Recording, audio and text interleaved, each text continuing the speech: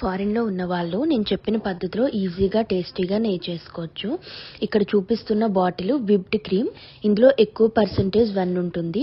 ఈ బాటిల్స్‌ని తీసుకొచ్చి సైడ్స్ కూడా ప్యాకెట్ కట్ చేసి చుట్టూ ఉన్న వెన్న నీట్‌గా తీసుకొని ఏదైనా పెద్ద బౌల్‌లో వేసుకోండి. వేసుకున్నాక దీన్ని నీట్‌గా బ్లెండ్ చేసుకోవాలి. బ్లెండ్ చేసుకున్నాక ఫస్ట్ థిక్‌గా క్రీమ్ వస్తుంది. దీన్ని కేక్‌లో వాడతారు. ఇంకా కాసేపు బ్లెండ్ చేశాక వాటర్ వేరేగా, వెన్న వేరేగా డివైడ్ అయిపోతుంది.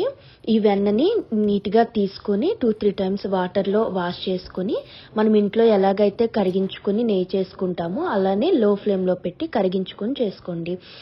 నేనైతే 8 బాటిల్స్ వరకు తీసుకొచ్చాను. నాకు 1.5 లీటర్ వరకు నెయ్యి వచ్చిందనమాట. మన ఊర్లో ఎలాగైతే ఆవు నెయ్యి ఉంటుందో అలానే కలరు, టేస్ట్ అన్నీ కూడా ఆల్మోస్ట్ అలానే వచ్చాయి. ఈ వీడియో నచ్చితే లైక్, షేర్, సబ్స్క్రైబ్.